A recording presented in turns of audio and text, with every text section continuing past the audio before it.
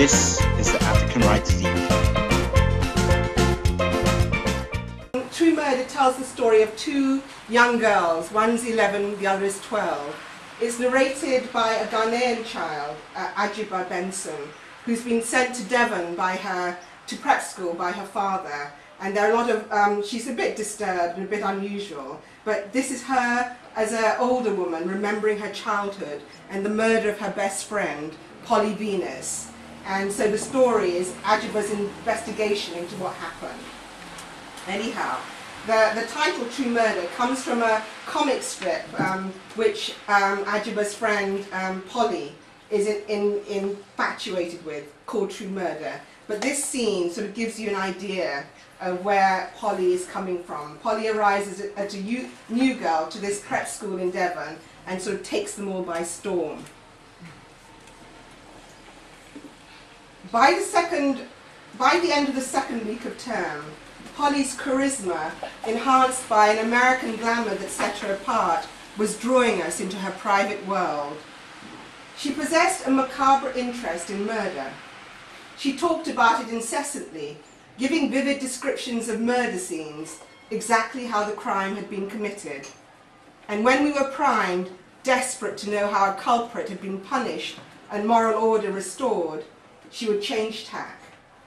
Instead of satisfying our lust for retribution, she'd start describing in detail the state of decomposition a corpse had reached by the time it was discovered.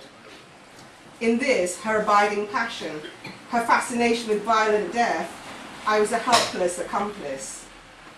The pile of comics I had rummaged through on her first day at on her first day at school and continued to mull over whenever the opportunity presented itself were the source of Polly's hold over us, especially me.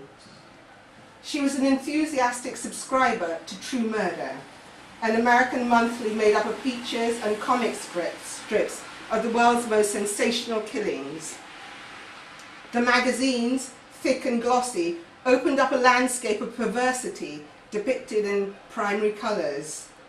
It was my willingness to enter this underground world, delving into the shadows of Polly's imagination, that changed our lives irrevocably. One evening before lights out, when Polly was halfway through her daily ritual of brushing her hair 100 times, I became so aroused by the salacious description of the true murder case I was scrutinizing that I began reading out loud. I knew the magazine was one the Darbys would describe as unsavory, but I didn't care. Polly's fascination had rubbed off on me, and I wanted to entice Maria and Beth into the terrifying terrain of the criminally insane. Sure enough, soon they were captivated as well. He seemed an ordinary guy, he held down a regular job, and he was liked. But Jeffrey Dahmer, the mass murderer of Milwaukee, killed at least 17 people before he was caught. I paused for dramatic effect. Then, realizing what Jeffrey Dahmer had done, I whispered in horror, "And he ate them."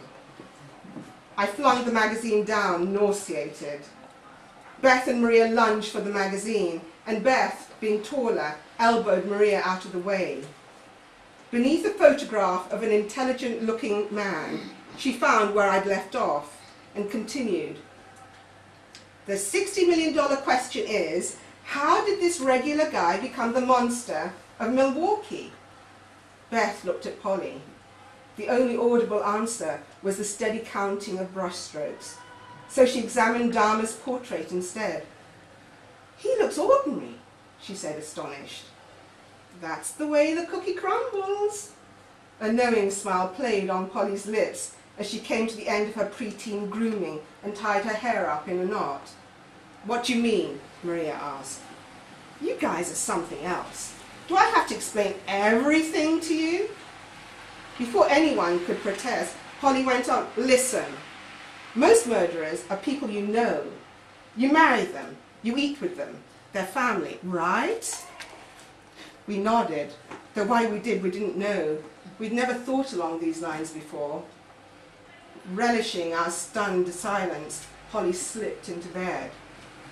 When she was settled, an elbow on her pillow, she continued our education, the facts of life as she understood them after a year's subscription to the magazine.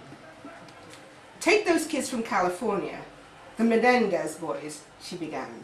They whack their parents, and when they're caught, they say their pop abused them as kids. Neat, huh? Couldn't they have called Childline? Asked Maria. Polly raised an eyebrow. They were way too old for that. You're never too old to ask for help.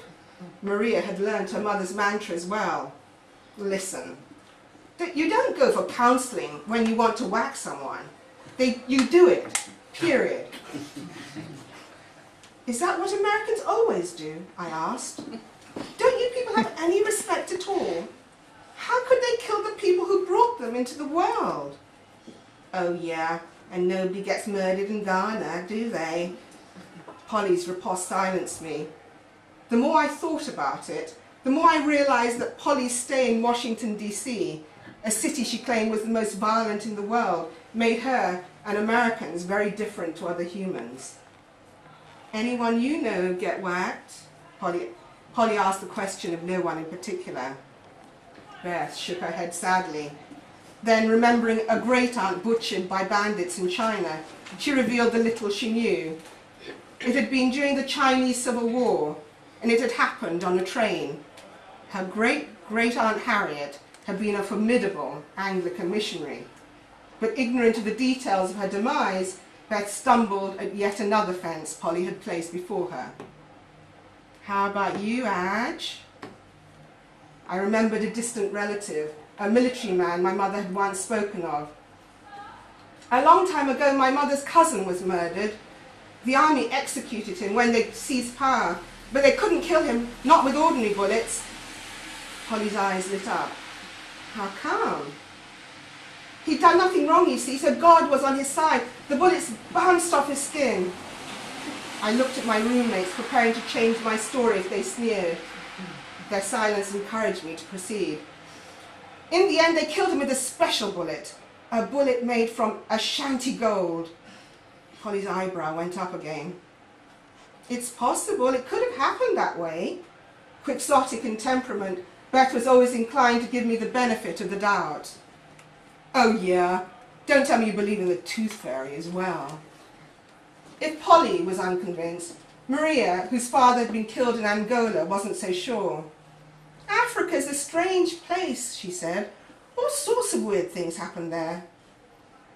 And if you believe in God, anything's possible, I added emphatically.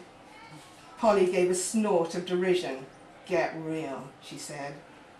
Gathering her knees to her chest, she was suddenly serious.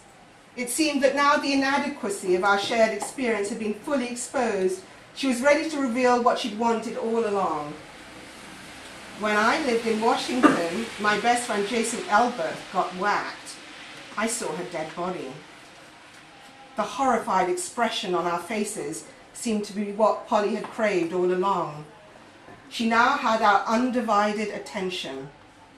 Savouring her power, she told her story with the consummate control of a leading actress in a slowly unfolding melodrama. It was the 4th of July, and Jacinth was expecting me. When I got to her house, cops were everywhere. They wouldn't let me in, so I told them I'm invited, and I've got to see Jacinth. Then this big guy, a lieutenant I guess, tries to tell me something, but he can't. He's crying, and soon they're all crying. They say Jacinth's dead. How did she die? I asked. Mr. Elberg went nuts and murdered them all with a shotgun. Jason and his wife, he even whacked the dog. The dog as well? Beth was mortified. Yeah, Frisbee, a red setter.